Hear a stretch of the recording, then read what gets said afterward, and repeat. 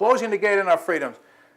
This is just one of those things that if you're an animal trainer or work for a zoo or something, and you want to catch a whole group of animals, let's say a herd, well, you have to go out to where they live, and you put down a whole bunch of food.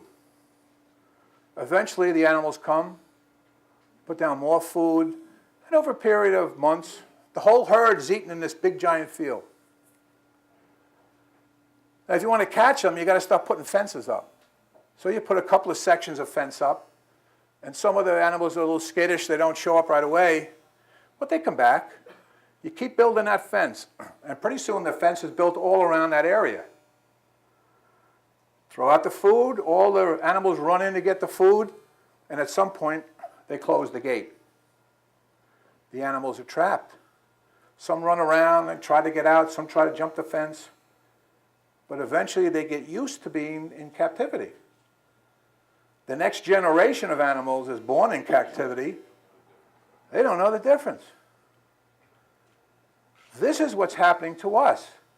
The food being thrown out in the field is not food. It's grants. It's tax credits. It's TARP money. It's cash advances. You know, when people, there's whole economies based around grant money. There's whole organizations. La Raza, all of these big organizations wouldn't exist if they weren't at the trough getting the free handouts. So what I'm saying is what's happening now is they keep expanding at the healthcare bill, they keep expanding the benefits to more and more Americans. There's going to come a point people will say, oh, what are you going to do? You hear that now. Oh, what are you going to do? Sooner or later, the government's going to close that gate on you. You're not going to have any choice to do a lot of things. So just like those wild animals that eventually get tamed, it's like growing up in New York City. I grew up there, that's all it was. Rules, regulations, licenses, permits. I didn't know any better. If the whole country is like that, we're in bad shape. You know, when you talk about guns for Negroes, the fellow that gave us that little talk, he said, you know, where's all the crime in America? Well, it's in the big cities, black areas, Hispanic areas. He says, where can the people not get guns? He said, you could be in the military 3-4 years, black guy, come back, get a job, working in some factory or whatever you're going to work, have 2 or 3 kids at home. Right now, you can't go out at night. You can't send your kids out because you don't have a gun. If you get caught with a gun, you get arrested. His thought was that that's the design. They can control that area, make people dependent on them. And we saw it in Katrina. When the floods came, people didn't know what to do because they're not self-sufficient. The government made them that way. So what he was saying was, the fact that you cannot get a gun in a big city is made to keep them down. That's why it'll always be, if the legitimate people, law-abiding people in New York City got guns, that crime rate would drop right off.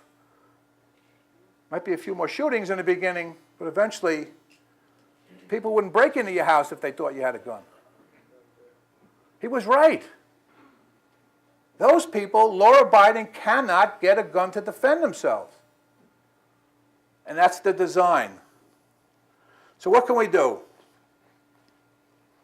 The country's founders said very clearly that the governments get their consent, their just powers from you, and whenever the government becomes destructive of those ends, it is not only the people's right, but it is your sacred duty to change the government, do something about it. This is a very special picture because I know there's a farmer in the audience here, and you're going to understand this, right? It's missing a wheel. Now, our government's missing at least one wheel, right? Who's balancing that tractor? Who's balancing the government right now? Me and you. If we decide to get off, that's going to stop. You know, there is a movement out there. Some people haven't bought into it yet.